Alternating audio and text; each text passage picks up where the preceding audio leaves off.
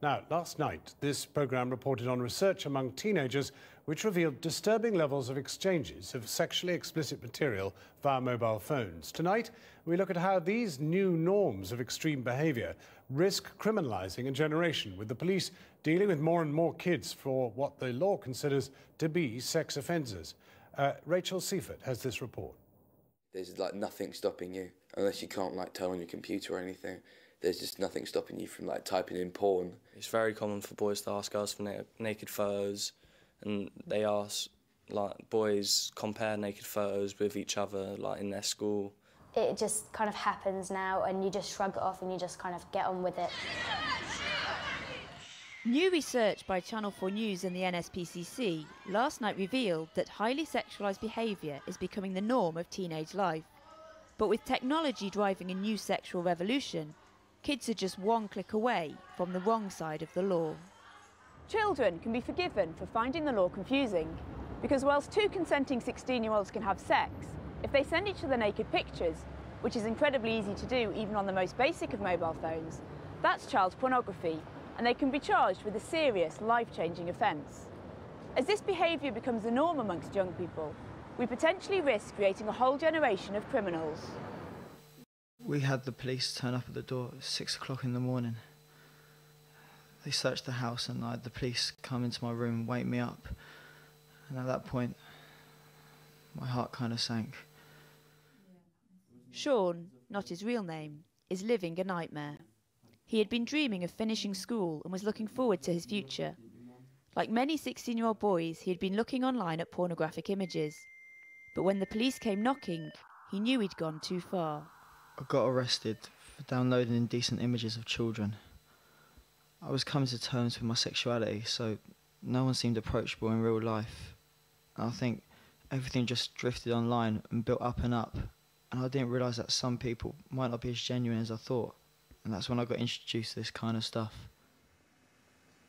There's been an alarming increase in children like Sean arrested for sexual offences committed online. Often they'd been looking at images of other children of a similar age. The difficulty is working out what is normal teenage experimentation and who is potentially a danger. In recent years, the police service has seen a very significant increase in the number of cases being reported to them of indecent images being sent by young people. Now, that's a very concerning trend. It's really through access to new technology, the internet, mobile phones particularly, that has enabled this to happen. Hello, Stop It Now helpline. Can I help you? To deal with this emerging issue, the police called on the Lucy Faithfull Foundation, a charity that has spent 20 years working with adult sex offenders. So it's just to confirm to you that the helpline is confidential. But for the last 12 months, they've turned their attention to young people who are in trouble with the law.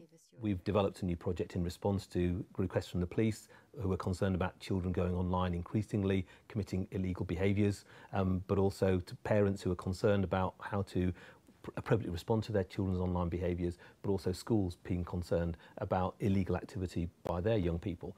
So we've taken those concerns together, tried to bring a response to make sure that children who've committed illegal acts online get an effective response, to understand why they did it, what was harmful about it, how they can live a future law-abiding life.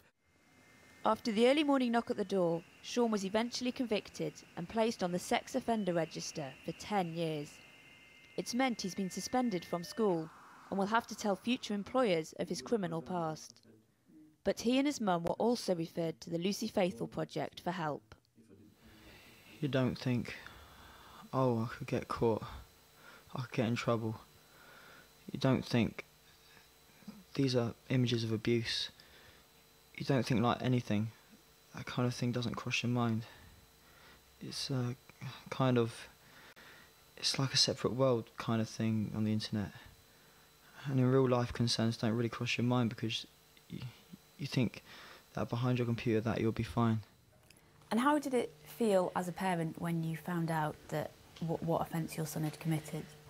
I just couldn't believe it had happened, and especially, I mean, I know he's my son, but he's such a lovely person, an intelligent person, and I was just really shocked. And then later on, when I found out exactly what offences had occurred, I was disgusted. I'm an older mum and I've got no idea about the internet at all, really. I actually didn't know that my own son was doing it because I couldn't really check because I didn't know how to. For kids today, having lived their entire lives online, using the internet is second nature. But with so much content at their fingertips, they can all too easily stray into areas they shouldn't. Tom, we've changed his name, is an adult who has been placed on the sex offender register. He'd been looking at images of teenage girls, having been swept up in the online underworld. How easy is it to find this sort of stuff on the internet and to end up in a place like you have? It's very easy. I didn't find it difficult at all. I found surfing the internet very similar to flicking through channels on the television or something like that. And of course on the television you can flick through whatever you like and you're not going to come across anything that's illegal. Whereas on the computer it's relatively easy to suddenly find yourself in somewhere that's illegal. Despite the ease of straying into illegality, the police often still have to act. They do have discretion, but they find themselves walking a difficult line. We're very, very conscious that if a young person becomes criminalised, if they have a criminal record, if they're placed on the sex offenders register, that becomes a huge millstone around their neck in terms of their future lives and employability. But equally, we can't simply have people committing offences and not being subject to the law. The law has been put in place to protect children, and that's what we're all keen to do, clearly. But it has also been put in place in a different era, a different age. With technology now driving modern life, it begs the question whether it's time to upgrade the law to fit the 21st century. We know kids are watching porn online and sharing indecent images, but unless we redefine how we deal with this, we risk criminalising a whole generation. We've allowed this problem to arise. Someone needs to take stock of what's going on. That dialogue needs to take place, and at the moment I think in too many households it's not taking place. In too many schools children aren't being helped to work out what relationships should be about and where sex in a way belongs within developing relationships. It just feels like everything is really rather out of control at the moment, and someone needs to take some control over what's happening. It's an issue that society can't afford to ignore, because for those caught in the net, the consequences can be devastating. I would be stereotyped now as someone who snatched a child off the street or something, and people forget that I'm actually a child myself. I think it's just understanding that everybody's case is different, and that while there are some people out there who might be monsters, that actually lots of people have just made mistakes that needed help but had nowhere to turn to.